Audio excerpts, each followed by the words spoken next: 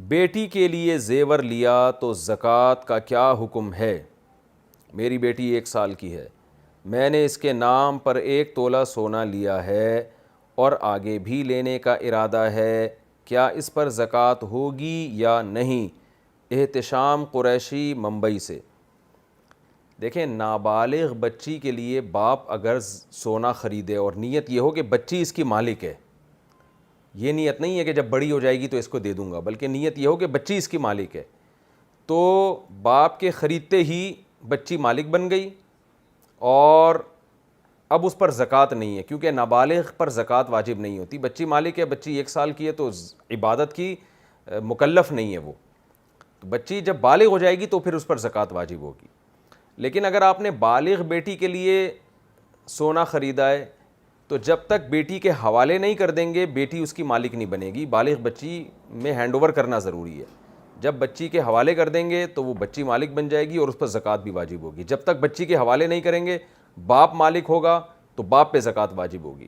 لیکن نابالغ بچی کے لیے چونکہ زکوٰۃ خریدی ہے، زیور خریدا ہے، سونا خریدا ہے، تو اس پہ زکوٰۃ اس لیے نہیں ہے کہ نابالغ بچی اس کی مالک بن چکی ہے۔ لیکن اب باپ اس کو بیچ بھی نہیں سکتا اور کسی اور کام میں لگا نہیں سکتا ہے، باپ کے ذمہ لازم ہے کہ اس بچی کے بالغ ہونے کا انتظار کرے اور اس کے مال کی حفاظت کرے۔ حضور صلی اللہ علیہ وسلم کے صدقے دعا کرنا، کیا دعا کے اختتام پر یہ کہہ سکتے ہیں کہ یا اللہ ہماری اس دعا کو حضرت محمد صلی اللہ علیہ وسلم کے وسیلے یا صدقے کے طفیل میں قبول فرما؟ کیا یہ کہنا جائز ہے؟ دلاور احمد انڈیا سے۔ اسلاف سے جو ہمیں دعائیں ملتی ہیں تو عام طور پر ایسا معمول ہمیں نہیں ملتا جس میں وہ ہر دعا کے آخر میں یہ کہتے ہیں اللہ نبی کے وسیلے یا صدقے سے یہ دعا قبول کر لے۔ جو پراپر اسلاف سے دعا کا طریقہ منقول چلا آ رہا ہے اسی پر اکتفا کرنا چاہیے۔ لیکن اگر کوئی اس طرح سے دعا مانگ بھی لیتا ہے کہ اللہ نبی کے صدقے دعا قبول کر لے تو اس سے اس کا مفہوم پوچھا جائے گا کہ آپ کا مطلب کیا ہے، اس میں نبی کے صدقے کا مطلب کیا ہے؟ کہ اگر آپ کا مطلب یہ ہے کہ میں نبی کا امتی ہوں تو اس امتی ہونے کا اللہ تو خیال کر لے، تو اپنے حبیب صلی اللہ علیہ وسلم سے تیرے حبیب صلی اللہ علیہ وسلم سے میرا تعلق ہے، میں آپ سے محبت کرتا ہوں، تو یعنی اس وسیلے اور صدقے کا مطلب یہ ہوگا کہ میں اس محبت کو ذریعہ بنا رہا ہوں، آپ کے امتی ہونے کو ذریعہ بنا رہا ہوں۔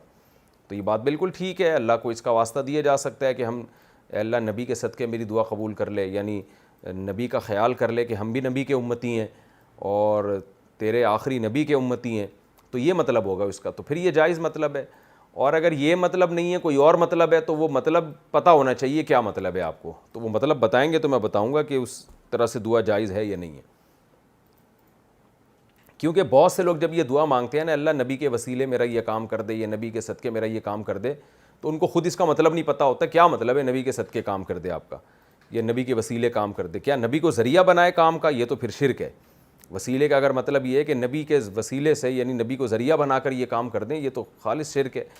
تو اس لیے یہ مبہم کلام ہے، جو کرے گا وہ اس سے پہلے اس کی مراد پوچھی جائے گی کہ آپ کی نظر میں اس کا تصور کیا ہے، اس کلام کا مطلب کیا ہے، پھر واضح کیا جائے گا کہ آپ جو دعا مانگ رہے ہیں وہ ٹھیک ہے یا نہیں ہے۔